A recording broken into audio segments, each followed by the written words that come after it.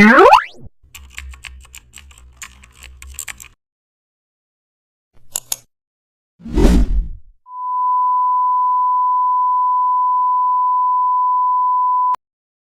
tutorial shows how to highlight important content using a modern ring-style layout that grabs attention instantly without overwhelming the design. Open Photoshop and create a square canvas. Select the Custom Shape tool and draw a large circle shape in the center. Remove the fill and increase the stroke thickness to create a ring. Duplicate the ring and resize the duplicate slightly smaller, changing its color for contrast. Now place an icon or short headline text in the center of the rings using the Type tool.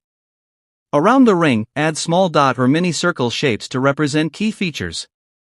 Carefully space them evenly for balance. Finish by double-clicking the main ring layer and applying a soft outer glow. Zoom out, the design now feels premium, focused, and ideal for feature highlights.